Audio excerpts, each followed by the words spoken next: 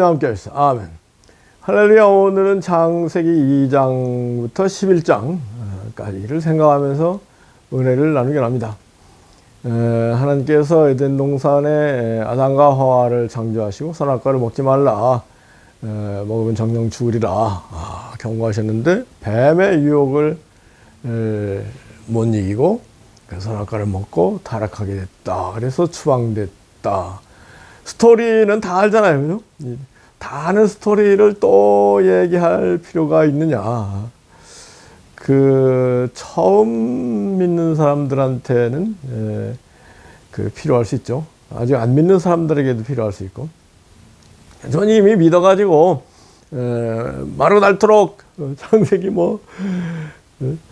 100번 가까이 읽은 사람들한테 스토리를 또 얘기하는 거는 그렇게 의미가 없을 수 있다. 그런데 이제 하여튼 아담의 자손들, 가인과 아벨이 또 가인이 아벨을 죽이는 사건이 일어나고, 셋이 태어나고, 그리고 아담의 7세손 에녹에 대해서 에녹은 죽음을 보지 않고 옮겼다. 그리고 에녹 8, 9, 10대 손 노아 때 와서 하나님이 사람 지은 것을 후회하시고 홍수로 심판하기로 작정하셨다. 그래서 이제 10장까지 노아의 얘기죠. 11장에 이제 바벨탑 사건,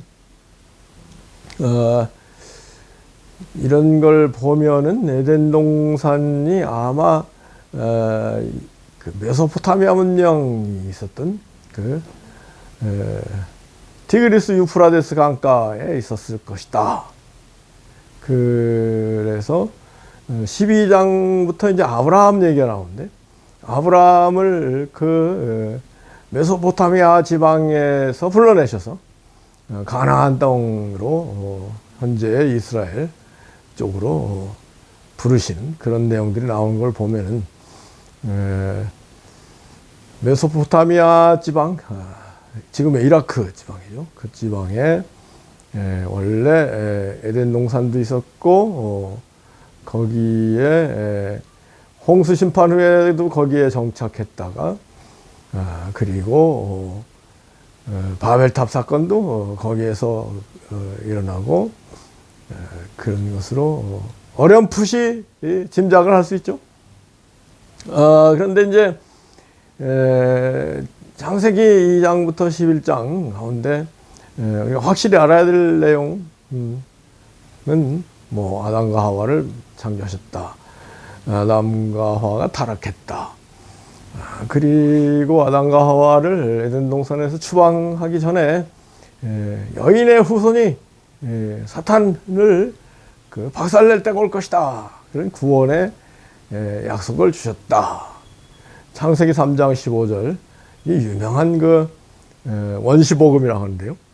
인류 구원에 대한 약속이 거기부터 시작되는 건데, 그리고 이제 인류의 조상들이 거의 1000살 가까이 살다가, 그중에 특별히 에녹이라는 사람은 365년을 살았는데, 365일 하고도 연관이 될까요? 365년을 살면서 하나님과 동행했다. 하나님을 기쁘시게 해드렸다. 그랬더니 하나님께서 에녹을 죽음을 보지 않고 그냥 손을 잡고 영생 천국의 세계로 옮겨가셨다. 이런 스토리.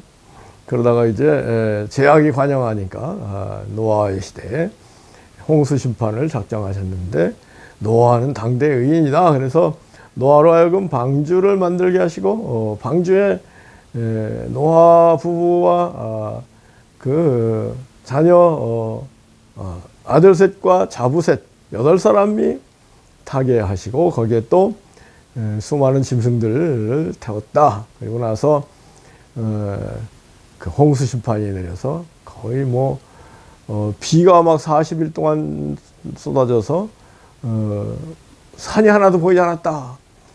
그리고 나서 한 1년 뒤에나 물이 다 말라가지고 노아 식구들이 나와서 지냈고, 그러면서 이제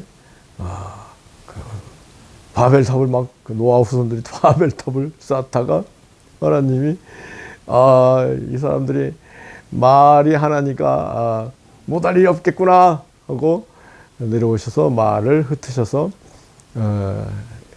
이 말 저 말을 하게 돼서 또 민족이 흩어졌다. 그런 얘기 정도는 알고 있어야 되겠죠. 그런데 과연 그것이 어디까지 역사적 사실이냐? 이걸 한번 따져본다? 그럴 때 이제 제일 먼저 나오는 문제가 아담과 하와 가운데 이제 가인과 아벨이 태어났다. 근데 가인이 아벨을 시기해서 아벨을 죽여버렸다. 그랬을 때 이제 하나님이 나타나셔가지고 가인을 징치한다고 할까요? 야단치시는데 가인이 그때 이제 내가 왔다 갔다 하면은 나를 사람들이 죽이려고 하는데 죽일 텐데 어떻게 하겠습니까? 그렇다면은 우리가 일반적으로는 아담과 하와로부터 모든 인류가 인간이 생겨났다 이렇게 생각을 하는데 아담과 하와로부터 생겨나지 않은 다른 사람들이 있었다는 얘기 아닙니까? 그래서 그 사람들이 누구냐? 따지면 한이 없다. 그 외에도 노아의 방주 사건을 따지면 또 한이 없다. 노아의 방주가 과연 실제 했었느냐? 그리고 거기에 모든 짐승들이 들어갈 수 있었느냐?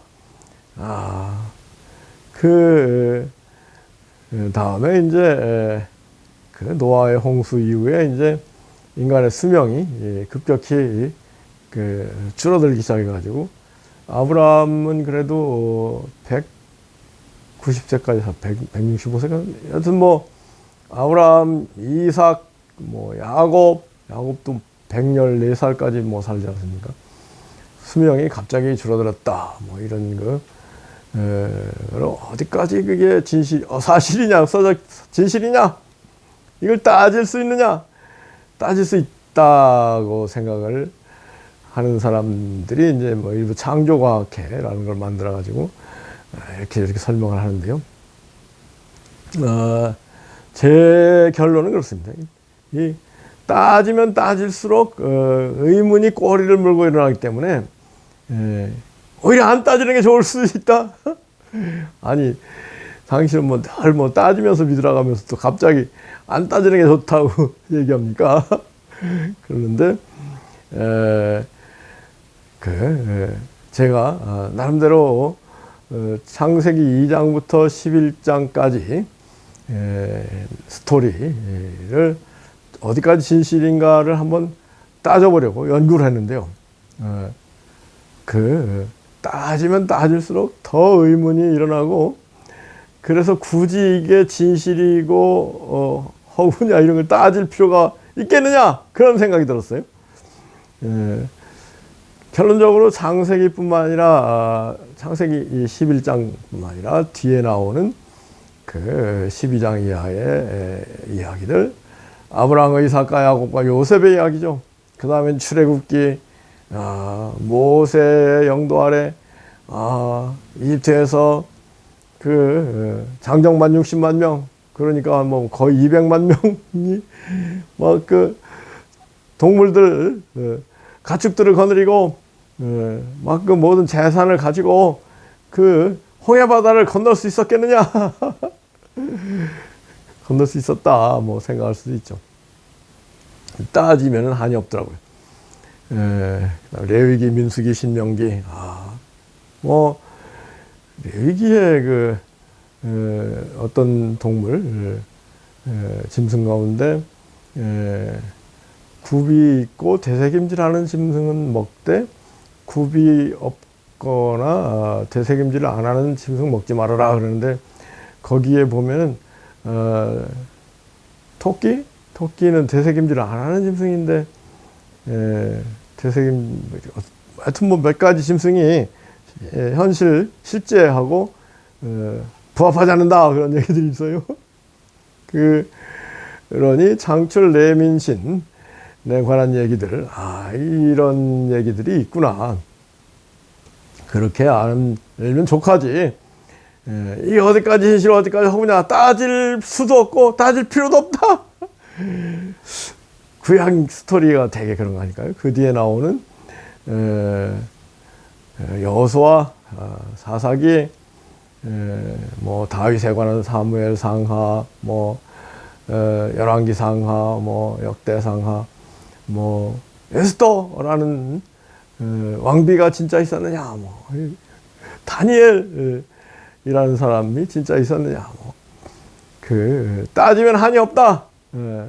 그런데 별 따지기 위한 노력에 드리는 노력에 비해서 효과는 별로 없다. 우리가요, 이 짧은 세상을 살아가는데 뭐를 하면서 사느냐, 이거에 대해서 늘 생각이 있어야지, 마인드가 있어야 되지 않겠습니까? 헛된데 시간을 허비해가지고 결론적으로 꽝이었 됐다 그러면 그거 정말 한심한 인생이 되어버리지 않겠습니까? 결론적으로 구약에 나오는 여러 가지 스토리들이 어디까지 역사에 부합하는 진실이고 어디까지 허구냐 굳이 따질 필요가 없다. 구약 성경에 이런 스토리의 얘기들이 있다. 그리고 구약의 핵심은 뭐예요? 구세주 메시아 예수 그리스도를 보내시겠다는 약속, 그게 핵심 아닙니까? 왜 구세주 예수 그리스도가 필요하냐? 그거에 대해서 구약 시대에 하나님께서 모세를 통해서 율법을 사람들에게 주셨는데 사람들이 율법을 지키고 복을 받기보다는 율법을 어기고 저주를 받고 완전히 박살나버렸다. 이게 구약 이스라엘 유대인들의 역사 아닙니까? 그런 상황이기 때문에 결국은 구세주 예수 그리스도 외에는 해답이 없다. 이것을 구약을 통해서 알게 되죠. 거기까지 알면 되는 거 아닐까요? 구약에 뭐 이렇게 저렇게 예수님에 대해서 예언이 돼가지고 예수님이 이렇게 오셨다. 그것도 지금 예수님 오셨는데 그런 게 꼭 따질 필요가 있느냐? 신약 성경을 통해서 예수님이 누구신가? 예수님이 뭐라고 가르치셨는가? 예수님이 하신 일이 뭔가? 예수님을 구세주로 모시고 예수님과 하나가 되어서 예수님 뜻을 이루어드리는 길이 뭔가? 이거를 연구하고 궁리하고 실천하는 것, 여기에 초점을 맞춰야 된다는 생각입니다. 그 일을 하기도 시간이 부족하다. 안 그래요? 그런데 그 일은 별로 안 하고 자꾸 뭐 그 구약의 얘기를 자꾸 하는 거는 예수님을 무시하는 게 될 수도 있다. 교회의 머리 되고 주인 되시는 예수님이 누구신가? 예수님 뭐라고 말씀하셨는가? 예수님의 뜻은 무엇인가? 예수님의 가르침을 우리가 어떻게 실천할 것인가? 이런 거 연구하고 실천하고 하는 그 일이 가장 중요한 거 아니겠습니까? 예수님에 대해서는 잘 몰라가면서 구약에 대해서 뭐 박사가 되려고 한다? 이건 터무니없는 일이라고 생각합니다. 결론적으로 예수님에 대해서 그 신약 성경에 사복음서에 예수님이 나와 있죠. 그 사복음서에 나와 있는 예수님, 어떤 분이냐? 그것도 연구를 할 필요가 있어요.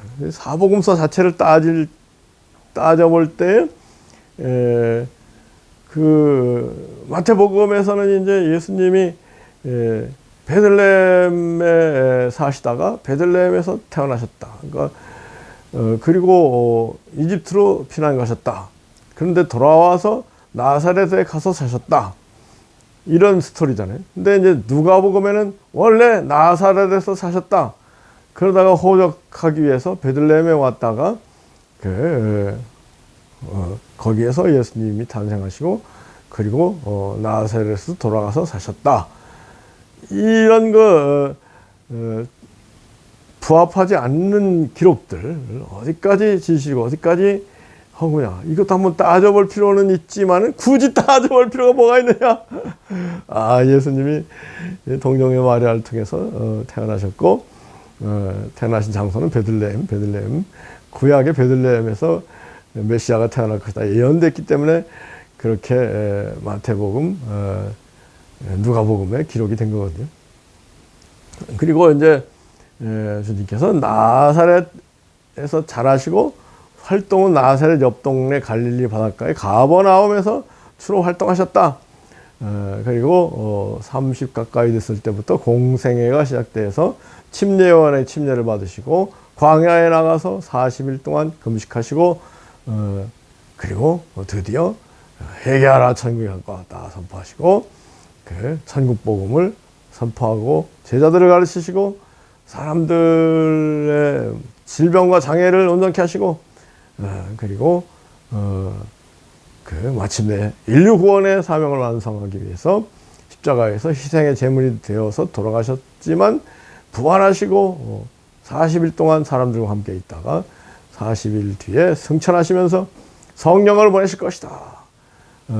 약속하신 대로 오순절 예수님 부활하고 승천한 40일 플러스 10일 오순절이죠. 성령이 오셔서 제자들이 드디어 담대하게 나가서 온 천하에 복음을 전파하기 시작했다. 이런 그 큰 흐름은 우리가 알고 있으면 되는 거죠. 그 큰 흐름에 관한 스토리 가운데 조금씩 사복음서가 안 맞는다. 그랬을 때 어디까지가 어느 것이 진실이고 어느 것이 그 진실이 아니야. 따질 필요도 없다. 그것도 우리가 정말로 따져야 될 것은 예수님의 교훈, 예수님의 가르침에 대해서 한번 따져볼 필요가 있다. 심령이 가난한 자가 복이 있으니 천국이 될 것이다. 그같이 말씀하셨는데 그 뜻이 뭐냐? 그리고 누가복음 단지 가난한 자가 복이 있으니 천국이 될 것이다. 이렇게 말씀하셨는데 왜 이런 차이가 나느냐? 예수님의 가르침, 말씀, 교훈은 정말로 깊이 연구하고 또 연구해서 그 뜻을 잘 찾아서 깨달아서 마음에 깊이 새기고 그대로 살기 위해서 어떻게 해야 될 것이냐, 어떻게 우리가 심령이 가난한 자가 될 것이냐, 나아가서 또는 정말로 물질적으로 가난한 자가 될 것이냐. 안 그렇겠습니까? 이 세상 잠시 다 살아가는데 물질 자기 것이라고 할 수 있는 게 어디 있어요? 다 하나님 거죠. 그렇게 되면 근본적으로 우리는 하나님 것 가지고 삽니다. 내 것이 없습니다. 이 가난한 마음이죠. 실제로 가난하고 실제로 마음도 가난하고 아멘.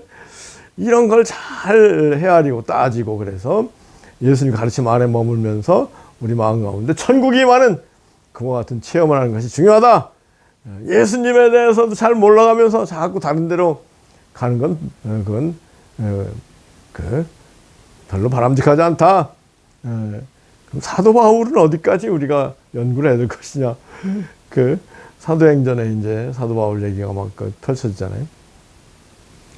그 다음에 이제 사도 바울이 로마서, 고린도전서, 신약 27권 가운데 13권이 서신서 가운데 13권이 사도 바울이 썼다 그러잖아요.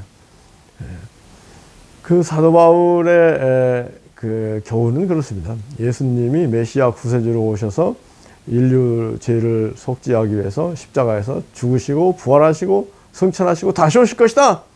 그러므로 이 예수 그리스도의 십자가의 희생을 믿고 믿음으로 받아들이고 의롭게 되고 하나님의 자녀로 삼으면서 이 복음을 전하자. 이렇게 사도 바울의 모든 가르침이 초점이 맞춰져 있거든요. 그런데 사도 바울이 예수님을 한번 다메섹 선상에서 환상 비슷하게 만났지만은 직접 예수님한테 가르침 받지는 않았거든요. 그러니까 사도 바울, 그러면 성경이 또 사도 바울의 서신이 먼저 쓰여졌다는 거 아니에요? 그 다음에 복음서가 나중에 쓰여지고. 그렇다 보니까 사도 바울이 예수님의 가르침, 심령이 가난한 자가 복이 있다, 천국이 될 것이다, 돌이켜 어린이같이 되자면 결단코 천국에 들어가지 못하리라. 자기를 낮추는 자 높아지고 낮추면 높아지라. 뭐 이런 거 예수님의 단도직입적인 핵심적인 천국에 이르는 길, 내가 곧 길이요 진리요 생명이니 나로 말미암지 않고는 아버지께로 올 자가 없느니라.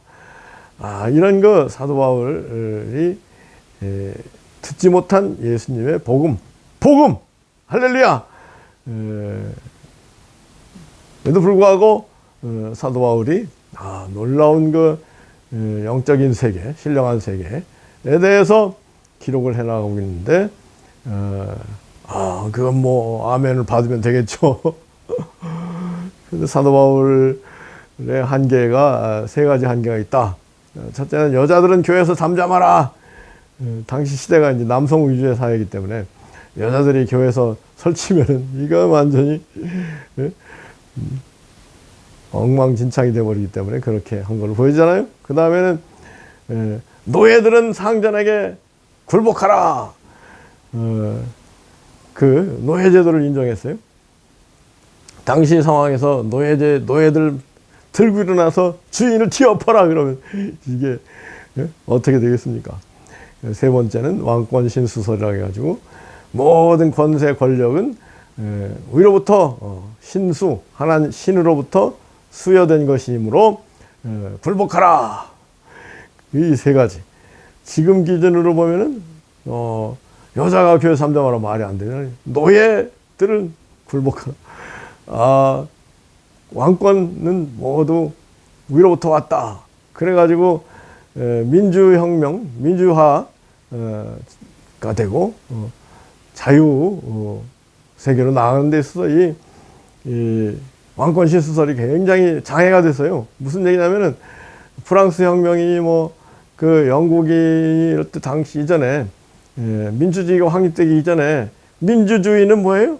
백성들이 나라의 주인이다. 그러면 백성들이 궁극적으로 모든 것을 나라의 일들을 결정한다. 다수결로 결정한다. 이게 데모크라시 아니겠습니까? 이 현재는 데모크라시가 많이 확립되어 있는데 이 데모크라시가 확립되는 과정에서 큰 장애가 된 게 이 왕권 신수설이었습니다. 왕들이 성경에 우리 권세가 위로부터 하늘로부터 왔다고 하는데 너희들 내 권세에 굴복해야지 내 권세를 뒤엎으려고 해? 하고 이 민권, 민주주의를 주장하는 계몽주의 사상가들과 충돌하고 그러면서 그 민주주의가 확립되는데 시간이 많이 걸리고 희생이 많이 나왔다. 이해를 못할 건 아니죠. 하여튼 우리가 사도 바울의 서신 가운데 그 한계가 있는 부분을 캐치하고 이렇게 신앙생활을 하는 가운데 무엇보다도 예수님의 말씀을 금과 옥조, 태양과 같은 진리로 깨닫고 그리고 그 안에 예수님의 가르침 안에서 사도 바울의 서신을 비롯한 다른 신약 성경들을 이해를 해야 된다. 하물며 신약 성경을 그렇게 이해해야 된다면 구약 성경은 말할 것도 뭐 있겠습니까? 구약 성경도 절대로 예수님 말씀에 비추어서 이해를 해야 되는데 구약 성경의 가르침들을 그렇게 예수님의 가르침을 복음에 가르쳐서 비추어서 구약 성경들을 읽을 수 있는 능력의 소유자는 거의 없다. 그러므로 구약 성경 가운데 이런저런 얘기들이 있다.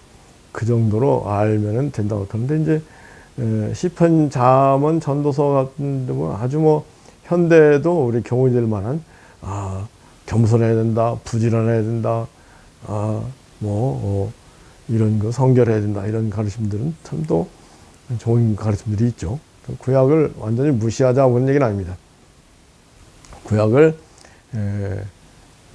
읽어가면서 은혜를 받되 구약의 비중은 우리 전체 신앙생활 가운데 10분의 1 정도면 될 것이다. 10분의 1도 너무 많이 잡은 걸로 생각. 100분의 1 정도 구약은 100분의 1 정도 생각하면 돼요. 제가 볼 때. 많아야 10분의 1. 그리고 예수님의 가르침 복음서를 한 10분의 8, 9. 아니 그렇겠습니까? 우리가 예수님을 믿는 거 누굴 믿겠습니까? 그 다음에 이제 나머지 신약성경을 10분의 2, 예수님 가르침을 10분의 7, 나머지 신약을 10분의 2, 구약을 10분의 1, 그렇게 한다고 할까요? 그래, 이 균형 잡힌, 정말로 가장 중요한 게 뭔가를 깨닫고, 먼저 하나님의 나라 의를 구하는 게 뭔지를 깨닫고, 나아갈 때, 우리가 정말로 영육간의 복을 받는 그런 기독교인 성도가 되는 거 아니겠습니까?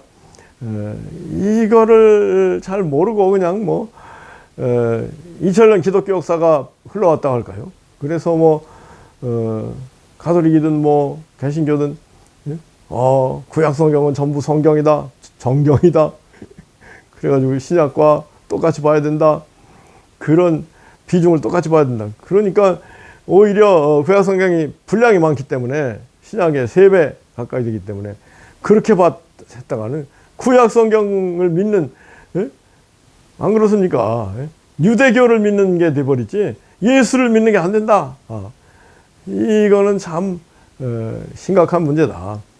21세기부터는 정말로 예수님 가르침 중심으로 예수님의 사람이 되어서 예수님과 정말로 하나가 되어서 예수님이 우리 안에 생생히 거하시고 예수님 말씀이 생생히 거하고 그러면서 예수님 말씀을 순종하는 가운데 반석 위의 믿음의 소유자들이 되고 예수님 안에 있는 천국, 예수님 안에 영생을 정말로 천국 영생보다 좋은 게 어디 있겠습니까? 아멘이죠. 천국 영생, 영생이라는 게 제가 늘 말씀드린 영원히 사는 것이지만은 그보다 더 중요한 건 영생이라는 건 참되고 완전하고 영원하고 강력하고 풍성하고 충만하고 아멘이죠. 생기가 넘치고 기쁨이 가득한 생명이다. 이것이 영생이다. 를 누리는 우리 모두에게를 예수 그리스도로 축복하고 기도합니다. 아멘. 아멘. 아멘. 아멘. 아멘. 아멘.